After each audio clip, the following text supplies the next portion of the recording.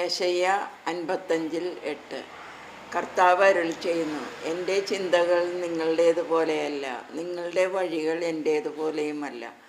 ആകാശം ഭൂമിയേക്കാൾ ഉയർന്നു നിൽക്കുന്നതുപോലെ എൻ്റെ വഴികളും ചിന്തകളും നിങ്ങളുടേതിനേക്കാൾ ഉന്നതമത്രേ.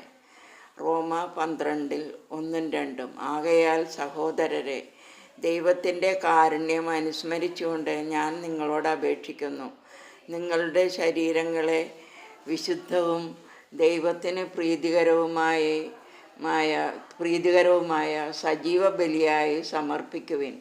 ഇതായിരിക്കണം നിങ്ങളുടെ യഥാർത്ഥമായ ആരാധന. നിങ്ങൾ ഈ ലോകത്തിന് അനുരൂപരാകരുത്, പ്രത്യുത നിങ്ങളുടെ മനസ്സിൻ്റെ നവീകരണം വഴി രൂപാന്തരപ്പെടുവിൻ. ദൈവഹിതം എന്തെന്നും നല്ലതും പ്രീതിജനകവും പരിപൂർണവുമായതെന്തെന്നും വിവേചിച്ചറിയാൻ നിങ്ങൾക്ക് സാധിക്കും. 1 സാമുവേൽ 15:22 അനുസരണം ബലിയേക്കാൾ ശ്രേഷ്ഠം. നിയമാവർത്തനം 28:1 നിന്റെ ദൈവമായ കർത്താവിൻ്റെ വാക്കുകേട്ട് ഇന്ന് ഞാൻ നിനക്ക് നൽകുന്ന കൽപ്പനകളെല്ലാം സൂക്ഷ്മമായി പാലിക്കുമെങ്കിൽ അവിടുന്ന് നിന്നെ ഭൂമിയിലെ മറ്റെല്ലാ ജനതകളേക്കാൾ ഉന്നതനാക്കും.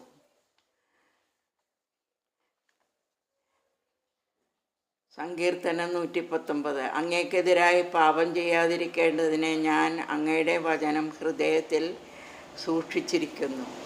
ബാറൂക്ക് 3:14 ജ്ഞാനവും ശക്തിയും വിവേകവും എവിടെയുണ്ടെന്ന് അറിയുക. ദീർഘായുസ്സും ജീവിതവും സമാധാനവും കണ്ണുകൾക്ക് പ്രകാശവും എവിടെയുണ്ടെന്ന് അപ്പോൾ നീ ഗ്രഹിക്കും. ജോബ് 28:28 അവിടുന്ന് മനുഷ്യനോട് പറഞ്ഞു, ജ്ഞാനം കർത്താവിനോടുള്ള ഭക്തിയാണ്, തിന്മയിൽ നിന്ന് അകലുന്നതാണ് വിവേകം.